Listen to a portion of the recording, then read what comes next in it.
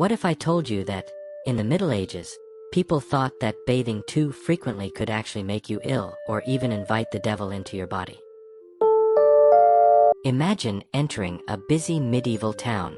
The smell of waste, perspiration, and smoke fills the air, which is much less pleasant than the aroma of freshly baked bread or blossoming flowers.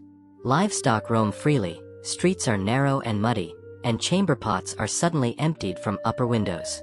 Imagine attempting to live here every day. In the Middle Ages, poor hygiene was commonplace, but to us, it seems unimaginable. This was just medieval life to them. The odd thing is that, despite our presumption that people in the Middle Ages never took a bath, the truth is far more complicated and far more bizarre. In the early Middle Ages, public bathhouses were actually common. People of all classes used them, enjoying warm water and sometimes scented herbs.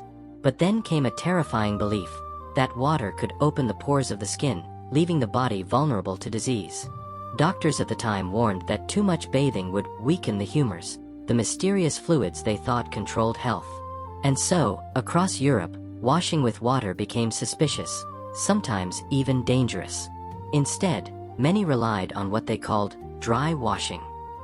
Linen undergarments were thought to absorb sweat and dirt, so changing your clothes was, in their eyes, as good as a bath.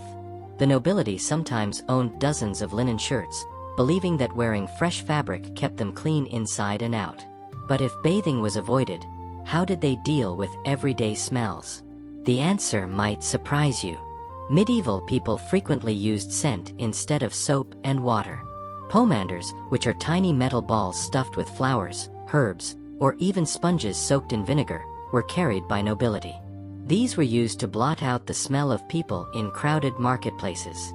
For ordinary folk, simple herbs like lavender, rosemary, or mint were rubbed on the skin or worn in pouches. In fact, one forgotten history record tells us that people believed strong smells could actually protect against illness, since bad air was thought to spread the plague. Still, perfumes and herbs could only go so far. Everyday life remained dirty and foul.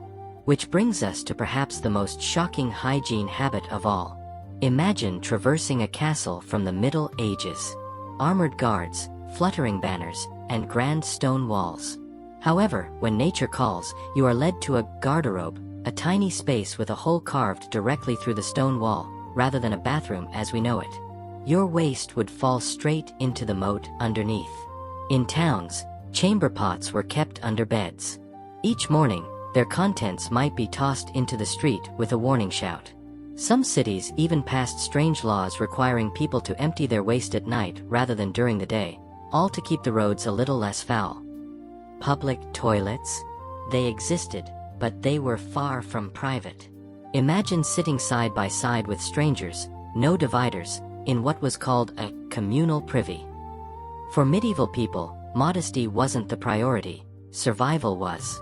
But hygiene wasn't just about the bathroom. The body itself carried its own strange set of rules. Let's talk teeth.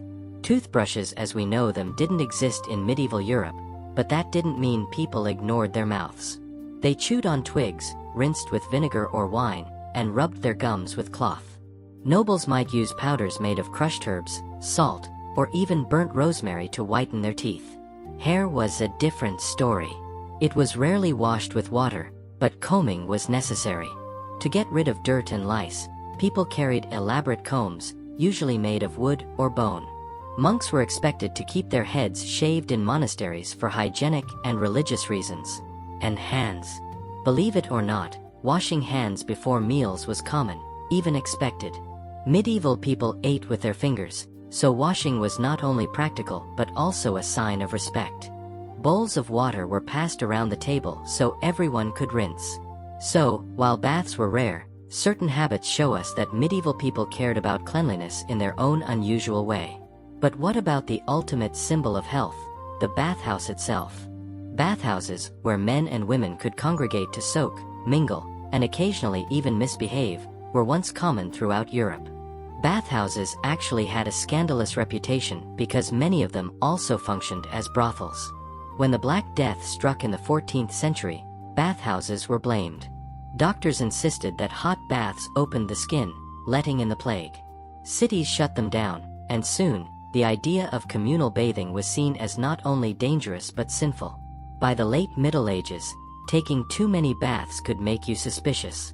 Some nobles prided themselves on bathing only a few times a year. King Louis XIV of France reportedly bathed just twice in his entire life, preferring to mask his odor with heavy perfume. But not everyone abandoned the bath. In some corners of Europe, people quietly clung to the practice, convinced that water still held the power to cleanse both body and soul. So, what does all of this tell us about life in the Middle Ages?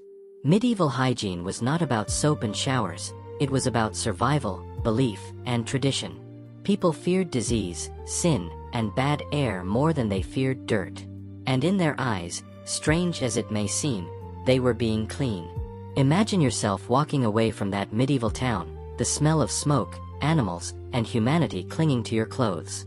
You might feel relieved to return to the modern world, but also strangely curious.